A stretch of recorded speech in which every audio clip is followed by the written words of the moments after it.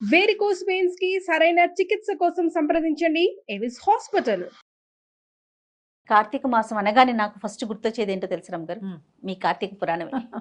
ప్రతి సంవత్సరం చెప్పుకుంటున్నాం, ఈ ఆ. సంవత్సరం కూడా చెప్పబోతున్నారు మీరు. హ్మ్. సో ప్రేక్షకులందరికీ నిజంగా చెప్పాలంటే ఇది ఒక శుభవార్తే. చక్కగా మీ కార్తీక పురాణం పెట్టుకుంటే చాలు, ఆ రోజుకి సంబంధించిన పురాణానికి సంబంధించిన పూర్తి విశేషాలు అందించేస్తున్నారు.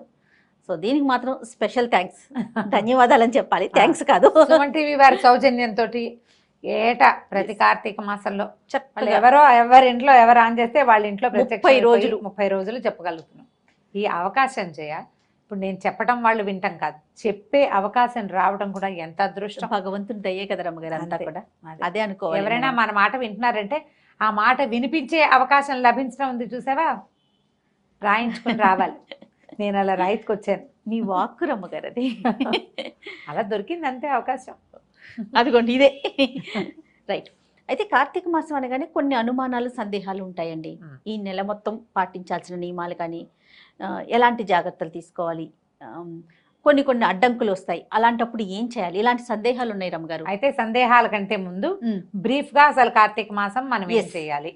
ముందు అది మాట్లాడుకున్నాక తర్వాత సందేహాల గురించి మాట్లాడుకుందాం. అలాగే మొదట స్నానం కార్తీకంలో, అవును. తర్వాతది దీపం, తర్వాతది దానం, ఈ ఉపవాసం. మ్మ్.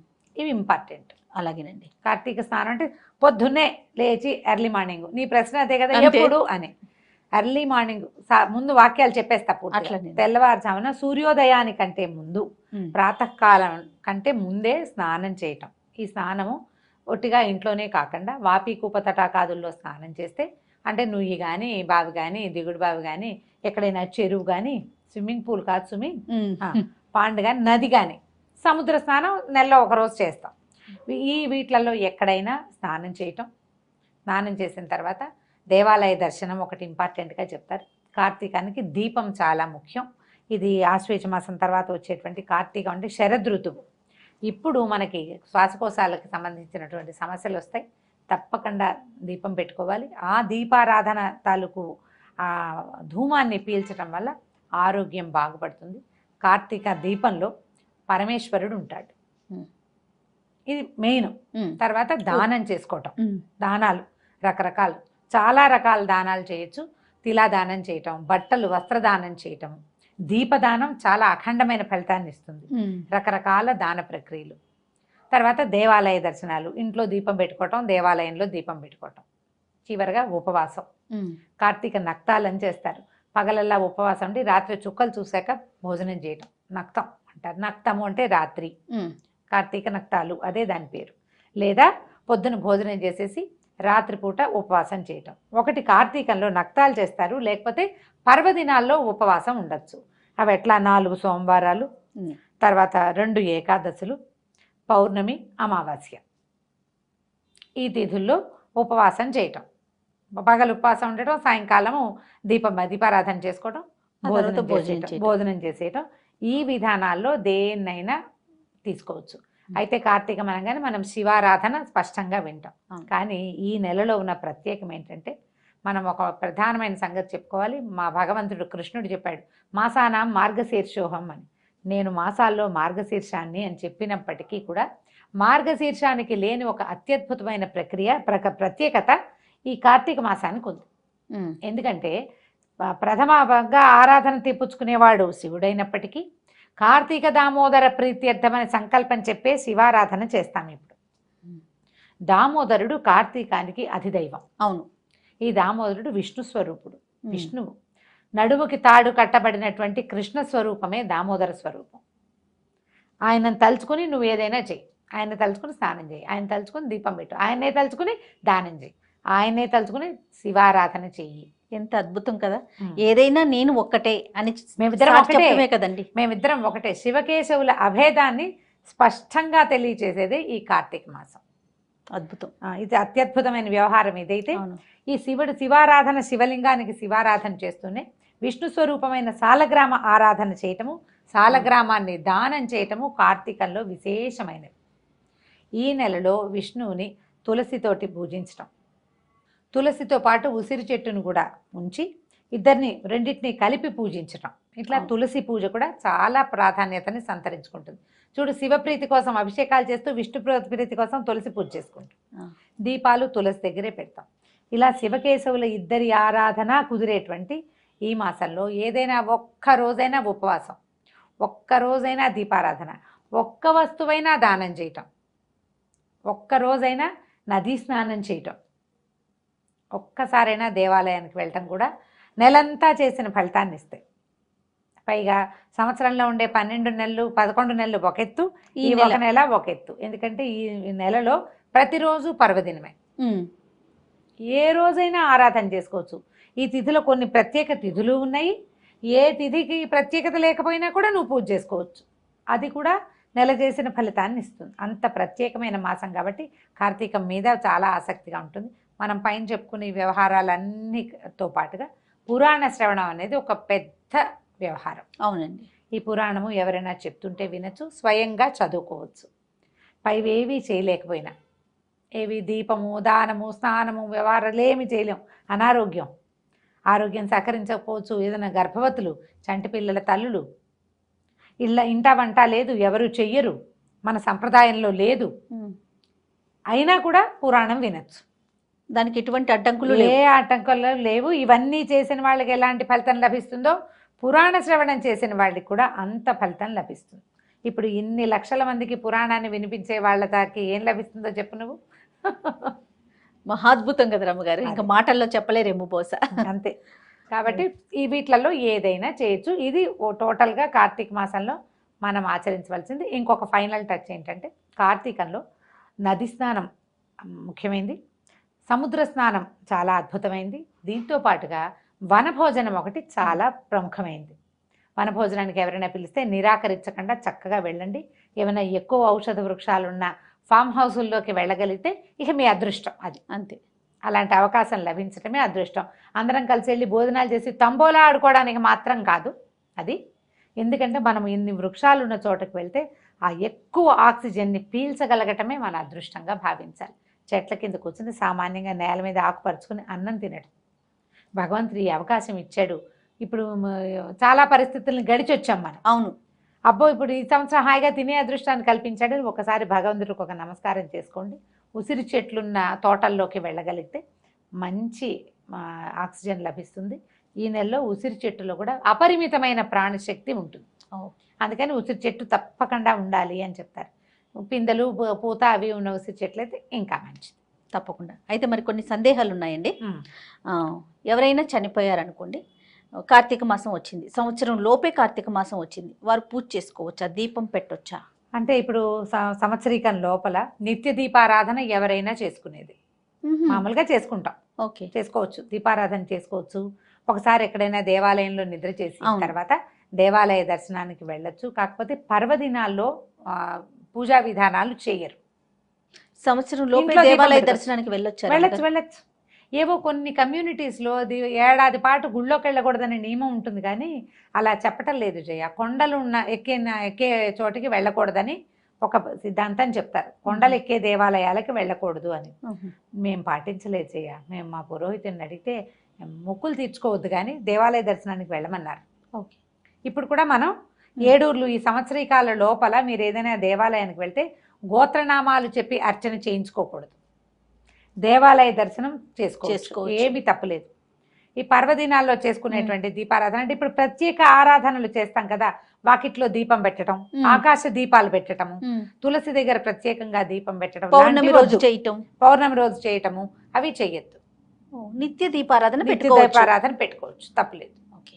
ఇప్పుడు పీరియడ్స్ టైంలో ఇప్పుడు నెలంతా పెడతాము సాధారణంగా, కార్తీక మాసంలో ఒక 5-6 రోజులు పెట్టలేకపోతాం కదా, అప్పుడు ఏంటండి ఏమన్నా ఇబ్బంది అనిపిస్తుందా? ఇబ్బంది అనిపిస్తే మానేస్తాము. ఒకవేళ మీకు అవకాశం ఉండి మీరు పక్కన కూర్చుని ఇంట్లో ఎవరైనా పెట్టేటది పెట్టుకోవచ్చు. మీకు అవకాశం లేదు, మీరు ఇంట్లోనే ఉంటారు, ఆ 5 రోజులు మానేయండి. 5వ రోజున 4వ రోజున స్నానం చేస్తారు. 5వ రోజున కూడా మళ్ళీ తల స్నానం చేసి అప్పుడు దీపం పెట్టుకోవచ్చు. ఏమైనా చాలా శారీరక ఇబ్బందులు గనక ఉంటే, మీకు చికాకు అనిపిస్తే మీ మనసుకే సుమి అది, ఒకవేళ చికాకుగా ఉంటే ఆ 2 రోజులు ఇంకో 2 రోజులు మానేసుకోండి, తర్వాత దీపాలు కంటిన్యూ చేయొచ్చు. ఈ పోయిన 7 రోజుల పుణ్యాన్ని నేను ఎలా సంపాదించాలని దిగులు పడద్దమ్మా. ఎవరికి ఏది ప్రాప్తమో ముందే చెప్పుకున్నాం కాదు, ఇక్కడ రాసుకొస్తాం మనమని. కదా. కాబట్టి వస్తుంది, వచ్చే సంవత్సరం ఫినిష్ చేసుకుంటాం. అయినా కార్తీకంలో ఒకరోజు దీపం పెట్టినా చాలు, ఒకరోజు స్నానం చేసినా చాలు అని చెప్తున్నాం. పదే పదే చెప్తున్నాం. ఇది కార్తీక పురాణంలో చెప్పింది, మన మాట కాదు, పురాణంలో చెప్పబడిన మాట. పురాణాల్లో అదే మన కదా- ఋషులు ఆల్రెడీ మనకి చెప్పారు. అదే అంతేనండి? కదా ప్రమాణం మనకి. ఆ, ఆ. కాబట్టి పోయిన ఈ రోజులు అని దిగులు పడి బాధపడద్దు. ఓకే. కుదిరితే చేసుకోండి, కుదరకపోతే మానేయండి. సత్యనారాయణ వ్రతాలు చేసుకుంటారు, కేదారేశ్వర వ్రతం చేసుకుంటారు కార్తీకంలో, ఉమ్. ఏకాదశుల్లో చేసుకోవచ్చు. మీ ఓపిక. ఈ రోజు తప్పించి ఇంకో రోజు చేసుకోండి అంతే. ఓకే. నూనెని ఎలాంటి నూనె వాడాలి రమ్మగారు? ఇప్పుడు నెల రోజులు మనం దీపం పెట్టుకుంటాం, తులసి దగ్గర పెడతాము, కొంతమంది గుమ్మాల దగ్గర కూడా పెట్టుకుంటారు కదా. ఎలాంటి నూనె మంచిది, ఎలాంటి తైలం? దేవుడి దగ్గర అయితే ఆవు నెయ్యి, ఓ. లేదా ఆవు నెయ్యి రోజు పెట్టలేము అనుకుంటే పర్వదినాల్లో ఆవు నెయ్యి, వాకిళ్లలో నువ్వుల నూనె. నువ్వుల నూనెలో దీపం నూనె తేవద్దు. అంటే ఆ. దీపం నూనె అని ప్రత్యేకంగా కనపడుతుంది, అది పూర్తి స్థాయి నువ్వుల నూనెగా మాత్రం భావించబడట్లేదు, ఆ, కాదు. అవును. కాబట్టి మంచి నువ్వుల నూనె, ప్రశస్తమైన నూనె పడుకోండి. ఇళ్ళల్లా పెట్టకండి దీపాలు, ఒక్క దీపమే పెట్టుకోండి తులసి దగ్గర. చాలు. లీటర్ నూనె నెలకు వచ్చేస్తుంది మనకి. అవును. చాలా పెడితే బోళ్ళంత నూనె కావాలి, బోళ్ళు ఖరీదు అని బాధగా ఉంటుంది. ఇబ్బందులు ఎవరికైనా ఉంటాయి కదా, ఆర్థికమైన ఇబ్బందులు తప్పవు, ఆలోచిస్తాం. అవును. ఎలాగోలాగా ఏదో ఒకటి పెట్టద్దు. పోనీ ఇన్ని రోజులు పెట్టలేరు, కేవలం పర్వదినాల్లో మాత్రమే పెట్టండి, మంచి నూనెతోటి పెట్టండి. ఆ దీపము దైవానికి చేరుతుంది ఒకటి, దానివల్ల మనకి కొంత ఆరోగ్యానికి, పర్యావరణానికి మేలు జరుగుతుంది. ఈ రెండింటిని గట్టిగా ఆలోచించండి, ఇదే ఇంపార్టెంట్. ఉమ్. నెలంతా ఏదో ఒక నూనెతో దీపం పెట్టడం కాదు, పెట్టిన దీపం సజావైనది కావాలి మనకి. ఎందుకంటే ప్రధానంగా ఇప్పుడు తైలే లక్ష్మి జలే గంగా అని చెప్తారు. ఆ జలంలో గంగ ఉంటుంది కాబట్టి స్నానం చేయాలి, తైలంలో లక్ష్మి ఉంటుంది కాబట్టి వెలిగించాలి. తైలము అంటే ఏమిటి? తిలల నుంచి తీసింది వచ్చింది. నువ్వుల నూనె. తర్వాత రమ్మగారు, ఇప్పుడు నది స్నానం, సముద్ర స్నానం కూడా చేయాలనుకుంటున్నాం కదా, మరి ఇప్పుడు అవకాశాలు ఉండవు, అప్పుడు ఏంటండి? నది ఎలా? పరివాహక ప్రాంతాల్లో పల్లెటూళ్ళల్లో ఉండేవాళ్ళు అదృష్టవంతులు. అంతే. పూర్వం అట మనకి ఎక్కడ మాఘ పురాణాల్లోనో కార్తీక పురాణాల్లో కూడా చెప్తారు, అట్లా వీళ్ళ ఊరంతా వెళ్ళిపోయి నది ఉన్న ప్రాంతానికి వెళ్ళి అక్కడ నివసిస్తారు ఈ మాసం ఈ అంతా? మాసం అంతా. ఓ. తీర్థానికి వెళ్తారు, ప్రతిరోజు పిల్లల్ని అక్కడికి తీసుకెళ్తారు, దూరం వెళ్ళి పూజ చేసుకుని తిరిగి వస్తారు. అది బాగుంది. వేరే పనులు చేయరు, ఈ పని చేసేవాళ్ళట ఇది వరకు. ఓకే. ఓకే. మా వాళ్ళు ఎవరో ఇద్దరు ముగ్గురు కూడా అట్లాగే చెప్తారు, నదులున్న ఊళ్ళల్లోకి వెళ్ళిపోయి ఉండిపోతాము చేసుకునే వాళ్ళము అని, రోజు నదీ స్నానం కోసం. మా అమ్మగారు అట్లా వెళ్ళేవారు, రాజమండ్రి వెళ్ళిపోతుండేవారు స్నానం చేయటం, రోజు గోదావరిలో స్నానం చేయటం కోసం. ఓకే. అవకాశం ఉంటే సరి. ఇప్పుడు బావులు లేవు, నూతులు లేవు, ఉన్నవేమో హ్యాండ్ పంపులు కూడా లేవు. అస్సలు. హ్యాండ్ పంప్ ఉన్న అదృష్టవంతులే చేయవాళ్ళు. ఆ. ఎందుకంటే భూగర్భ జలాలతో స్నానమే ఇప్పటి నియమం. ఆహా. చలి రోజులు కదా, అవును. వేడి వేడి నీళ్లు పోసుకుంటే గానీ ప్రాణం ఇదిగా ఉండదు. ఇప్పుడు మనకి ఏమవుతుంది, ఇది ఒక సైంటిఫిక్ రీజన్ ఉందమ్మా, దీని వెనకాల బాగా మనం అర్థం చేసుకోవాల్సింది. ఆశ్వీజ కార్తీకాలు శరదృతువు, దాని ముందున్న వర్షాకాలంలో కూడా అప్పుడప్పుడు సర్రమంటూ ఎండొస్తుంది. అవును. ఇక్కడికి వచ్చేసరికల్లా సూర్యుడు చల్లబడ్డం మొదలు పెడతాడు. ఆశ్వీజంలో కొంచెం పర్వాలేదుగా ఉంటాడు. కార్తీకం వచ్చేసరికల్లా సూర్యుడు తగ్గిపోతాడు, ఆ, పగళ్ళు చిన్నవి, రాత్రుళ్ళు పెద్దవి. పెద్దవి. మనకి ఎక్కడి నుంచి వేడి వస్తుంది? వేడి కావాలి కదా, సూర్యుడే కదా మన వేడికి అవును. కారణం. ఇప్పుడు మనకి ఈ అన్నం అరుగుతోంది, రాత్రిళ్ళు నిద్రపోతున్నాము అంటే సూర్యుడు ఒకడు ఉండబట్టి, లేకపోతే మన వల్ల కాదు. అవును. మనకు ఆరోగ్య సమస్యలు లేవు భారతీయులకి, చాలా తక్కువ. మిగిలిన దేశాలతో పోలిస్తే మనం చాలా బెటర్గా ఉన్నామని. అవును. మనకి ప్రధానమైన కారణం సూర్యుడు సమతుల్యంగా ఉండటం వల్ల. ఎప్పుడు సూర్యుడు సమతుల్యంగా ఉండలేడో అప్పుడు అగ్ని ఆరాధన చేయమంటారు. అగ్ని ఎక్కడుంటాడు? మనం వెలిగించే దీపాల్లోనూ, భూగర్భ జలాలలోనూ. జలంలో అగ్ని ఉంటుంది. ఇప్పుడు ఎట్లా ఉంటుంది? మామూలుగా పైకి చూస్తే ముట్టుకుంటే అమ్మో అని చలేస్తుంది, దిగాక చలేదు. అవును. నీళ్ళ లోపల భూ సంబంధమైన జలాలలో అగ్ని ఉంటాడు. ఉమ్. ఆ వెచ్చదనం కనుక మనకు ఒంటికి అలవాటైందా, మీరు చూడండి ఓవర్ హెడ్ ట్యాంక్లో నీళ్లు చల్లగా ఉంటాయి, అదే అప్పుడు బోర్ వేయించుకున్నాం అనుకో వెచ్చగా వస్తాయి నీళ్ళు. అవును. అవకాశం ఉన్న వాళ్ళు బోర్ వాటర్ తోటి స్నానం చేయండి.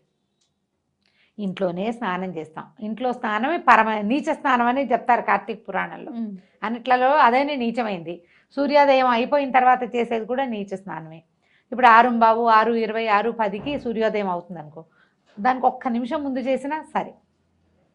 ఉమ్. తర్వాత ఇంట్లోనే స్నానం చేస్తాం, బోర్ వాటర్కి ట్రై చేయండి అవకాశం ఉంటుంది. లేదు ఏం చేస్తాం, ఓవర్ హెడ్ ట్యాంక్లో నీళ్ళు చలేస్తూ ఉంటుంది, ఆ నీళ్ళు బకెట్ నింపుకొని హరగంగే అని నీళ్లలో గంగాదేవిని ఆవాహన చేసుకోవటం. మంచి శ్లోకం ఉంది. గంగే చైమునోయ్ చైవ గోదావరి సరస్వతి నర్మదే సింధు కావేరి జలేస్మిన్ సన్నిధిం కురు అని. గంగే చ యమునే చైవ గోదావరి సరస్వతి, గంగా యమున గోదావరి సరస్వతి, నర్మదా సింధు కావేరి.